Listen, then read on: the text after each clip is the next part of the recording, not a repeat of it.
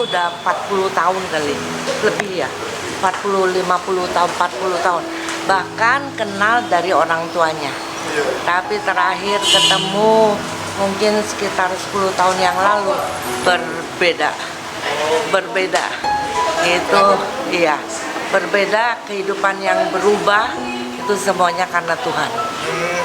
Dan setiap kali ketemu dengan Pak Chandra, pasti kita dimotivasi. Ini motivator yang tangguh.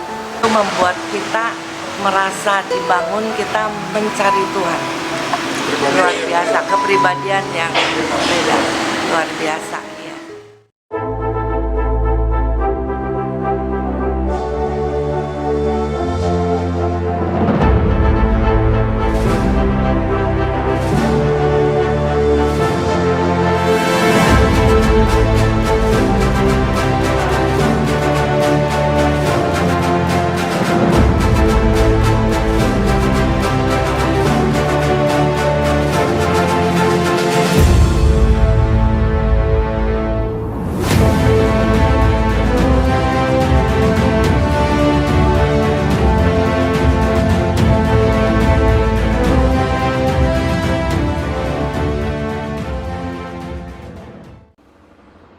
Jumpa kembali di MTD Journey Inspiration of Life. Pagi ini saya mau coba sharingkan. Saya baca di notes kitab suci saya di Yesaya 55, kitab Yesaya pasal 55 ayat 1 sampai 5. Kalau di dalam notes saya kasih judul Iman tumbuh karena firman dan akan berbuah menjadi pengharapan. Jadi iman tumbuh karena firman dan berbuah harapan. Itu judul di kitab suci saya seperti itu. Tapi kalau judul di dalam kitab suci itu seruan untuk turut serta dalam keselamatan yang dari Tuhan. Itu judulnya itu kalau dari kitab suci. Nah ini saya coba bacakan ya dari ayat 1 sampai 5. Kitab Yesaya 55 pasal 55 ayat 1 sampai 5. Ayat satunya, ayo hai semua orang yang haus, marilah dan minumlah air. Dan hai orang yang tidak mempunyai uang, marilah terimalah gandum tanpa uang pembeli dan makanlah juga anggur dan susu tanpa bayaran. Nah ini seruan ini firman katakan supaya orang sadar bahwa apabila kita mengalami hal seperti ini kan membayangkan kan orang yang haus marilah minum. Orang yang tidak mempunyai uang, marilah datang, terimalah gandum, berarti terimalah makanan tanpa uang pembeli dan makanlah gitu.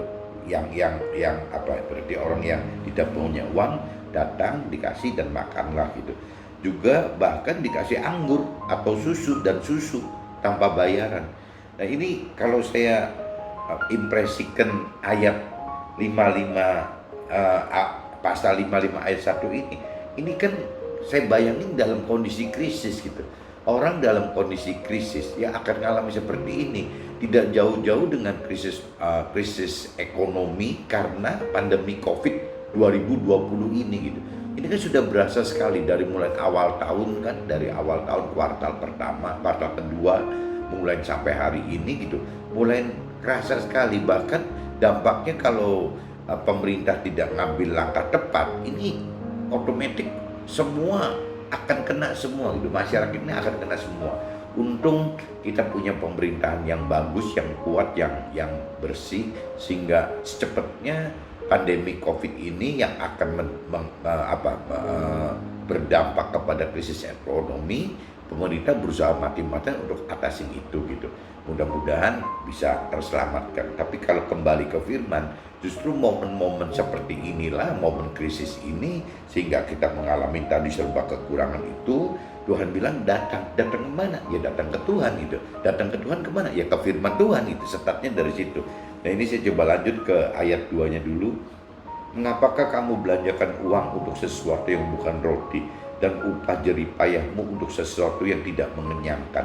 Dengarkanlah aku, dengarkanlah Tuhan, maka kamu akan memakan yang baik dan kamu akan menikmati sajian yang paling lezat. Tuh, kalau firman Tuhan katakan seperti itu. Jadi firman Tuhan itu bahkan bukan cuman dalam kondisi kepepet terdesak, tidak ada makanan, minuman, tidak ada susu, vitamin mungkin, akhirnya mencari firman Tuhan. Firman Tuhan katakan bukan cuma dalam kondisi seperti itu saja firman Tuhan berfungsi, tapi dalam kondisi normal, dalam kondisi bagus pun ya firman Tuhan itu bukan sembarangan hanya untuk mengenyangkan saja gitu. Tapi firman Tuhan adalah ya kita akan memakan firman Tuhan, dalam arti kata mengenal mengerti akan firman Tuhan sehingga masuk ke dalam kita, dimakan oleh kita, itu jauh lebih baik daripada apa yang makanan-makanan yang kita makan hari ini, itu apa yang kita persiapkan untuk hari ini. Jadi firman Tuhan itu tidak bicara cuma di skala kebutuhan tubuh saja gitu. Kalau mungkin makanan duniawi kan kisarannya ada di tubuh saja gitu. Tubuh yang mungkin menimbulkan pikiran, perasaan, dalam arti kata jiwa, hanya sekisaran itu saja gitu. Berkisaran antara tubuh jiwa, tidak sampai menyentuh alam roh gitu, area rohnya kita. Sedangkan Tuhan kan katakan bahwa kita ini adalah manusia roh, bukan manusia tubuh dan jiwa. Kita ini adalah masih manusia roh. Manusia roh yang harusnya roh itu menarik tubuh dan jiwa ini ke arah yang roh inginkan gitu. Nah, kalau nanti rohnya bisa menang gitu, lebih menang daripada jiwa dan tubuh, ya otomatis kita akan mendapat tubuh yang baru dengan jiwa yang baru. Jiwa yang baru adalah pikiran perasaan kita diubah menjadi pikiran dan perasaan Tuhan. Itu namanya jiwa yang baru. Tubuh juga sama, akan terjadi di alam akhirat itu tubuh yang baru. Jadi nanti di dalam akhirat itu semua diawali dari roh yang menarik jiwa dan tubuh, sehingga semuanya menjadi baru gitu. Kita mengalami hidup yang baru di dalam akhirat, dalam surga itu gitu. Tuhan katakan seperti itu. Jadi firman Tuhan itu tidak hanya berguna dalam kondisi waktu kita terpepet, terdesak dalam kondisi krisis ekonomi saja gitu. Krisis ekonomi kan dampaknya panjang. Bisa krisis ekonomi itu bisa nanti berdampaknya ke hubungan suami istri jadi krisis juga, hubungan antara orang tua dengan anak juga jadi krisis, hubungan antara pengusaha dengan pekerja juga akan krisis. Semua krisis ekonomi itu akan lari ke situ. Nah, Tuhan bilang firman Tuhan itu bisa ngobatin ini loh, bisa menyelesaikan masalah ini. Bahkan tidak hanya dalam kondisi krisis, dalam kondisi tidak krisis pun, setelah tidak krisis pun, ya yang namanya firman Tuhan itu akan membawa ke kebaikan yang lebih daripada kebaikan orang-orang dunia pada umumnya gitu. Dan di ayat 3-nya Tuhan katakan, sendenganlah telinga kita dan datanglah kepada Tuhan, dengarkanlah, maka kita akan hidup. Tuhan hendak mengingat perjanjian abadi dengan kita menurut kasih setia yang teguh, dan Tuhan janjikan kepada ya Nabi Daud yang sebelum zaman kita gitu. Jadi itu kan branding gitu. Jadi kita ini kan adalah tetap seolah-olah seperti halnya Daud hidup, tidak bedanya. Kita ini ya tidak berbeda dengan Daud gitu. Bukan berarti hanya Daud saja yang bisa menikmati janji-janji Tuhan, tapi kita pun juga harusnya bisa menikmati janji Tuhan selama kita memang punya iman untuk bisa ya kita tidak beda dengan Nabi Daud gitu, atau nabi-nabi atau tokoh-tokoh yang zaman sebelum kita gitu. Jadi ini kembali ke iman kita. Nah, tinggal masalahnya kan bagaimana caranya agar iman kita tumbuh. Nah, iman ini tumbuh karena pengenalan akan firman gitu. Pengertian akan firman yang menumbuhkan iman. Kenapa? Karena waktu iman ini tumbuh, timbulkan pengharapan gitu. Jadi ini kaitannya kan tiga gitu. Ada iman, ada firman, ada pengharapan. Jadi kalau tanpa iman, tanpa mengenal mengerti akan firman, juga susah untuk sampai menimbulkan satu pengharapan hidup yang seperti Tuhan janjikan gitu. Jadi ini ngait semua, iman, firman, dan pengharapan itu otomatis jadi satu paket, sehingga kita bisa menuai janji-janji Tuhan yang memang sudah Tuhan janjikan ini gitu. Di ayat 4-nya, sesungguhnya Tuhan telah menetapkan kita menjadi saksi bagi bangsa-bangsa, menjadi seorang yang berhasil di sini kan diumpamain jadi seorang raja nih, berarti kan benar-benar satu punya kuasa gitu, satu punya penghormatan gitu. Jadi yang berhasil lah gampangnya gitu, menjadi seorang berhasil dan yang memerintah banyak orang gitu. Jadi Tuhan sesungguhnya telah menetapkan kita loh. Tuhan itu telah menetapkan kita. Nah masalahnya kitanya mengenal dan mengerti nggak bahwa Tuhan telah menetapkan kita menjadi seorang yang berhasil, yang dihormati gitu, yang berhasil, yang sukses ya, dan memimpin orang banyak gitu loh. Ini kepengen Tuhan seperti itu dari awal. Tuhan sudah tentukan kita seperti itu. Nah untuk ayat 5-nya yang terakhir gitu, sesungguhnya engkau akan memanggil bangsa yang tidak kau kenal. Sesungguhnya kita akan memanggil bangsa yang tidak kita kenal, dan bangsa yang tidak mengenal kita akan berlari kepada kita oleh karena Tuhan gitu, karena Tuhan Allah kita, dan karena yang Maha Kudus Allah yang mengagumkan kita. Nah ini jadi lucu nih. Jadi manusia itu aneh gitu.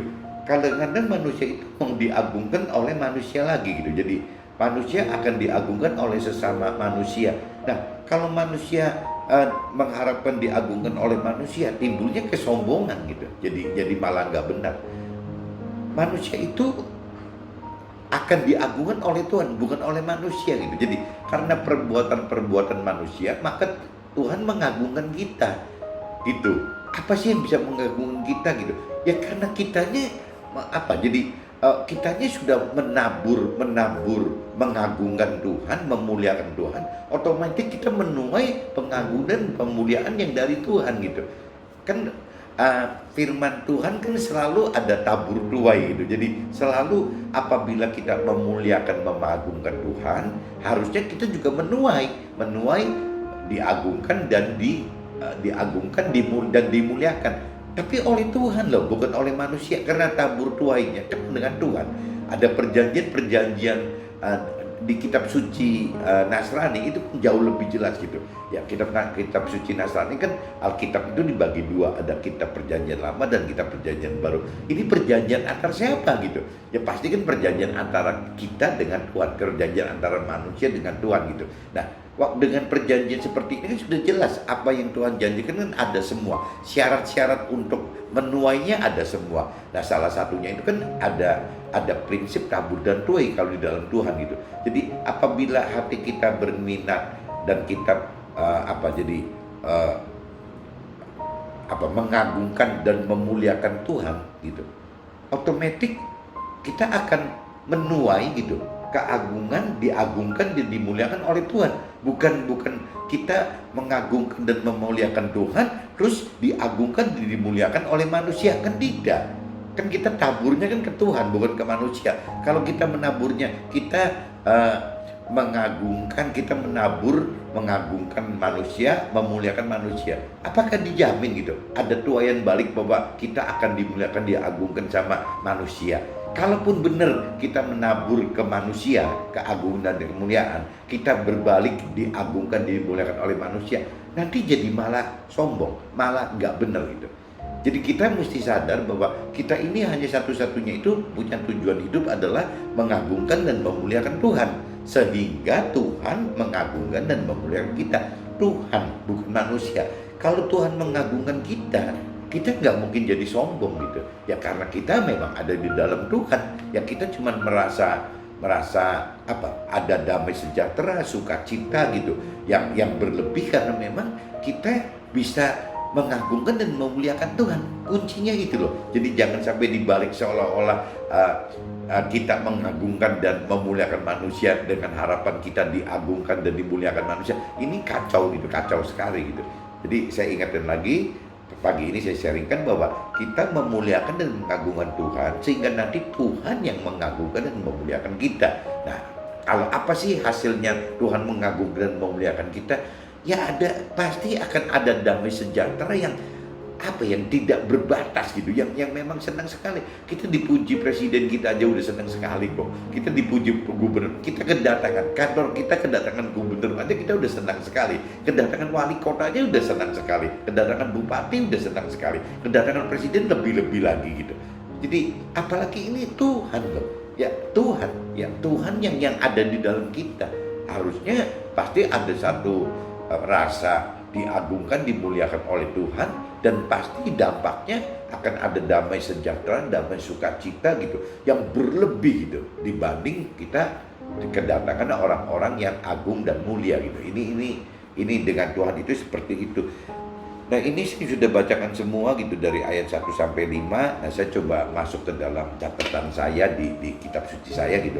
Iman tumbuh karena firman dan berbuah harapan. Simpel banget gitu. Jadi iman tumbuh karena firman, ya, berbuah harapan. Nah 3 ini tidak bisa lari. Kita hidup bersama Tuhan itu kita butuh 3 ini. Kita butuh iman, kita butuh firman, dan kita butuh harapan.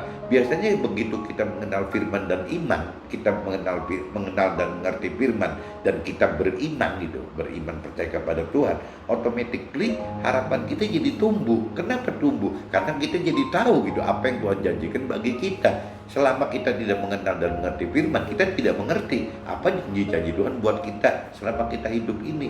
Bahkan tidak mengerti bahwa dunia fana ini adalah hanya proses aja gitu, memproses kita untuk bisa masuk ke dalam alam akhirat itu. Nah janji Tuhan sebenarnya kan nanti ada di situ, di alam yang kekal, bukan di dunia fana ini. Dunia fana itu tidak pernah diharapkan oleh Tuhan gitu. Ya cuma sekedar sarana untuk memproses iman dan firman kita saja. Nah kalau tanpa ada dunia, kita tidak bisa gitu mengalami proses pengenalan pengertian akan firman, dan kita juga tidak bisa memproses soal tingkatan level iman kita gitu. Ini yang nggak bisa. Ini butuh dunia fana ini untuk memproses ini. Cuma sayangnya kok banyak orang yang mendambakan hidup yang cuma sebatas di dunia fana ini, atau banyak orang yang tidak mengenal gitu, tidak mengerti bahwa dunia fana ini seperti ini loh, berbeda dengan dunia akhirat yang kekal gitu. Nah ini ya tugas kita yang lebih Tuhan bikin mengerti dan mengenal gitu, untuk bisa beritakan kebenaran Tuhan kepada banyak orang gitu. Ini coba saya baca di draft gitu. Iman tumbuh karena mendengarkan firman, dan oleh karena iman maka timbul pengharapan. Nah ini kan tadi saya udah katakan bahwa ini kaitannya gitu. Iman bisa bertumbuh itu karena kita mendengarkan firman gitu, firman Tuhan gitu. Kalau kita tidak mengenal firman Tuhan, kita tidak mengenal iman gitu. Karena kita mendengarkan firman Tuhan, akhirnya kita mengenal dan mengerti akan firman Tuhan. Waktu kita mengenal mengerti akan firman Tuhan, berarti kita akan tahu gitu apa yang Tuhan janjikan untuk kita. Dari situ timbul pengharapan. Nah untuk dapat menggapai harapan menjadi realita, menjadi penggenapan dari tuayan, satu-satunya jalan kita harus punya iman gitu. Nah iman ini yang harus terus kita kembangin terus, pengenalan dan pengertian firman ini harus kita kembangkan terus, sehingga semakin maksimal janji-janji Tuhan yang bisa kita tuai untuk kita, dan bahkan bukan cuma untuk kita, untuk sesama kita gitu. Itu satu. Kedua, saat alami krisis kehidupan, terutama krisis ekonomi, seperti saat-saat pandemi COVID-19 ini, tahun 2020 ini terjadi sejak awal 2020, maka seluruh dunia alami krisis ekonomi. Tidak terluput juga dengan negara kita. Nah ini tadi saya sudah jelaskan sebelumnya bahwa memang saat alami krisis kehidupan, terutama krisis ekonomi yang sangat berat ini, ya seperti contohnya karena dampak pandemi COVID-19 ini pasti kan ada dampak ke ekonomi. Nah terkait nanti semua terkena krisis semua gitu. Nah ini seluruh dunia itu alamin ini, nggak terluput juga dengan kita. Nah ini maksudnya momen nih, ini saat-saat yang sangat tepat untuk kita berubah gitu. Oleh karena krisis ekonomi inilah akan menyebabkan dampak krisis kehidupan yang lain. Nah tadi dikatakan bahwa dampak ekonomi ini akan berkaitan dengan terjadi goncangan-goncangan krisis yang lain. Contohnya krisis hubungan antara pasangan suami istri jadi goncang gitu. Hubungan antara orang tua dan anak bisa juga goncang. Ya hubungan antara pengusaha dengan pekerja bisa juga goncang. Ini terjadi hampir di semua sektor gitu. Hampir semua sektor ya kena goncangan ini karena krisis ekonomi. Saat-saat krisis inilah firman ingatkan agar kita mendekat kepada Tuhan, karena perintah dan peraturan Tuhan dalam firman adalah obat terhindar dari semua krisis kehidupan. Nah ini kalau kita jeli, apabila kita dekat dengan Tuhan, Tuhan bisa bukakan ini gitu. Ya, bahwa ada firman yang dikatakan di Yesaya 55, kitab Yesaya 55 ayat 1 sampai 5 ada dikatakan begitu, khususnya di ayat ini, ayat 3 ya. Sendengkanlah telinga kita dan datanglah kepada Tuhan, dengarkanlah maka kamu akan hidup. Ya, Tuhan hendak mengikat perjanjian abadi dengan kita menurut kasih setia yang teguh yang Tuhan janjikan kepada Daud, generasi kita sebelumnya gitu. Nah ini di ayat 3 ini kan jelas sekali gitu, bahwa ini kan kamu akan hidup kan berarti kan dalam kondisi krisis ekonomi itu kita akan hidup. Ya berarti kan firman Tuhan bisa mengobati gitu. Firman Tuhan dan Tuhan itu akan bisa mengobati dalam antisipasi krisis ini. Ini jelas di ayat 3 bunyinya begitu. Sekali lagi kitab Yesaya pasal 55 ayat 3 itu bunyinya seperti itu gitu. Itu jaminan Tuhan. Jadi saya universalkan bahasanya, firman adalah obat terhindar dari semua krisis kehidupan. Itu simpelnya gitu. Cara dapatkan firman sebagai obat krisis adalah dengan mau dengarkan firman dan datang kepada Tuhan. Maka Tuhan akan membuat perjanjian dengan kita. Tuh sesimpel itu gitu. Jadi kalau kita mau beranggapan bahwa mau percaya Tuhan, mau percaya firman Tuhan, ya firman yang tadi di ayat 3 itu, Yesaya 55 ayat 3 itu, ya Tuhan bilang seperti itu. Ya coba, datang dong ke saya gitu, dengarkan firman saya gitu. Dengarkan firman saya dan datang dekat dengan saya. Nanti Tuhan akan membuat perjanjian dengan kita gitu. Ya perjanjian untuk terlepas dari krisis, dampak krisis ekonomi itu yang menimbulkan permasalahan-permasalahan hidup gitu. Tuhan akan bersama kita melewati badai-badai yang seperti itu gitu, badai-badai krisis itu. Kalau kita sendiri kan mungkin banyak yang nggak kuat gitu. Tapi kalau kita bersama Tuhan, justru ini momennya, justru ini saatnya kita bagaimana untuk malah naik bukan turun gitu. Bagaimana kita mengenal Tuhan jadi lebih dalam, ya kita percaya Tuhan lebih maksimal, kita mengerti firman lebih banyak gitu. Ya kita lebih berani untuk melakukan firman karena kita lebih menghidupkan roh Tuhan gitu. Ini krisis inilah yang membuat kita seperti itu gitu. Nah itu yang tadi dikatakan, jadi kita hidup. Tuhan bilang jadi akhirnya kita hidup di dalam krisis ekonomi ini. Ya kita malah hidup, bukan kita mati. Padahal secara umum harusnya krisis datang ya banyak yang mati. Tapi kalau dalam Tuhan terbalik gitu. Krisis ini malah mendatangkan kehidupan bagi yang mau percaya, mau patuh, mau taat, mau mengenal firman, mau dekat dengan Tuhan, mau hidupkan roh Tuhan. Ya semualah yang terkait dengan Tuhan coba dibangkitkan untuk bisa hidup bersama kita. Sesungguhnya Tuhan dari awal telah tetapkan sebagai orang yang berhasil, yang berkeselamatan. Jadi maksudnya Tuhan itu sudah dari awal memang udah memang menciptakan kita sebagai orang yang harus berhasil gitu. Karena jaminan Tuhan seperti itu. Ya, dan bukan cuma berhasil sukses duniawi saja loh, tapi berkeselamatan hidup di akhirat gitu. Tuhan itu kan bukan seperti pengen Tuhan, bukan kita ini orang yang percaya Tuhan, orang yang taat Tuhan itu bukan seperti orang dunia yang tidak mengerti firman Tuhan, sehingga ya hanya batasan hidupnya hanya dunia fana ini. Tuhan pengen kita ini kan sampai masuk ke alam kekal gitu di akhirat dalam surga. Nah ini yang Tuhan mau kan, berarti kan nomor satu kan harus berkeselamatan dulu, baru berhasil gitu, berkesuksesan duniawi gitu. Nah ini yang Tuhan janjikan. Di sini kan dijelaskan benar-benar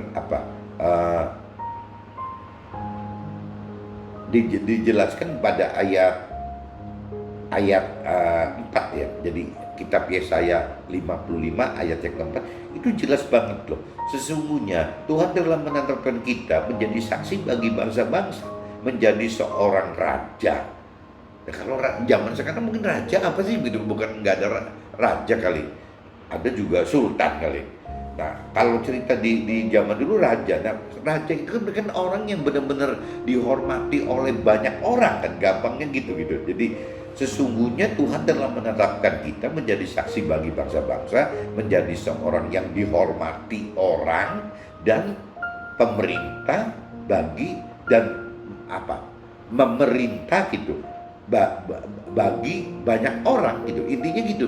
Jadi ya Tuhan memang bikin kita besar gitu, besar dan berhasil gitu, bukan cuman orang yang awam yang normal-normal aja, tidak gitu. Tuhan di dalam ayat 4 itu tekankan bahwa kita ini memang Tuhan ciptakan untuk bisa dihormati dan memerintah banyak orang gitu. Sesungguhnya kita akan memanggil bangsa-bangsa tidak kita kenal tuh. Bayangin lagi ya, Tuhan bisa atur sedemikian rupa sampai orang-orang yang tidak kita kenal pun orang-orang datang kepada kita kok. Karena apa ya? Karena kita berhasil gitu, karena kita sukses gitu, sehingga orang datang kepada kita. Dan bangsa yang tidak mengenal kita akan berlari kepada kita, ya akan datanglah intinya. Oleh karena Tuhan loh. Dan akhirnya ujung-ujungnya Tuhan yang mengagungkan kita. Tuhan malah yang mengagungkan kita. Kenapa? Ya karena mungkin kita sudah bisa memuliakan dan mengagungkan Tuhan. Ya karena tadi dikatakan rumusnya tabur tuah, ya berarti waktu kita berbuat hidup automatically melakukan firman, berarti pasti akan berujung mengagungkan dan memuliakan Tuhan. Melakukan firman kan tidak ada yang memperburuk Tuhan, kan nggak ada gitu. Melakukan firman Tuhan itu adalah pasti ujungnya mengagungkan dan memuliakan Tuhan. Berarti kan kita menabur untuk Tuhan. Ya kita memuliakan mengagungkan Tuhan. Banyak orang kita buat seperti itu loh. Melalui kita orang-orang banyak itu akan melihat dan mengagungkan memuliakan Tuhan. Jangan berhenti memuliakan mengagungkan kita loh sebagai alat Tuhan, kan konyol lagi gitu. Jadi kita bagaimana buat dari kehidupan kita ini menjadi satu kesaksian gitu bahwa Tuhan itu ada, Tuhan itu mulia, Tuhan ini agung. Nah ini nanti bukan cuma kita, banyak orang dengan kita akan seperti itu kepada Tuhan. Berarti ini kan seperti bentuk taburan untuk Tuhan itu mengagungkan dan memuliakan Tuhan. Nah nanti ujung-ujungnya gantian Tuhan yang akan mengagungkan memuliakan kita, bukan orang-orang manusia yang mengagungkan memuliakan kita. Tadi saya katakan jadi nanti sombong gitu aja tuh. Apabila manusia yang memuliakan kita itu malah ujungnya negatif, jadi sombong, jadi kehilangan Tuhan gitu. Nah kita yang harapkan itu adalah bagaimana Tuhan mengagungkan dan memuliakan kita, bukan orang lain tapi Tuhan loh. Nah waktu Tuhan mengagungkan memuliakan kita, apa taburan yang kita dapat lagi? Ya damai sejahtera, sukacita yang tak terhingga gitu. Yang lain tidak akan bisa membuat kita sukacita, yang lain di luar Tuhan tidak bisa membuat kita damai sejahtera. Jadi kuncinya itu gitu. Mungkin pagi ini saya coba sharing seperti ini, jadi saya kembalikan lagi bahwa firman Tuhan adalah obat terhindar dari semua krisis kehidupan yang sedang kita hadapi. Nah ini yang kita mesti tekankan seperti ini loh. Firman Tuhan adalah obat terhindar dari semua krisis kehidupan yang sedang kita hadapi. Kalau istilah firmannya itu ada di ayat 3 kitab Yesaya 55 ayat 3 itu bunyinya gitu loh. Bunyinya seperti itu gitu. Hidup, firman Tuhan itu akan membuat kita hidup. Nah kalau di catatan saya ya bunyinya iman tumbuh karena firman dan akan berbuah harapan. Oke, mudah-mudahan sharing pagi ini bisa tertangkap gitu, dan ini bertepatan dengan pandemi COVID-19, sehingga logikanya pasti timbul krisis-krisis di mana-mana. Dan saya harapkan melalui sharing ini justru momen krisis ini kita harus bangkit untuk mendengarkan firman Tuhan, kita mengerti firman Tuhan, kita melakukan firman Tuhan, kita hidupkan roh Tuhan untuk mengerti dan berani melakukan firman Tuhan. Jadi akhirnya berujung Tuhan dimuliakan, diagungkan, dan kita juga dapat hidup gitu kan, dapat kehidupan. Nah akhirnya satu saat kita akan diagungkan, dimuliakan oleh Tuhan dengan bentuk damai sejahtera yang tak terhingga dan sukacita yang tak terhingga. Oke, see you, bye bye.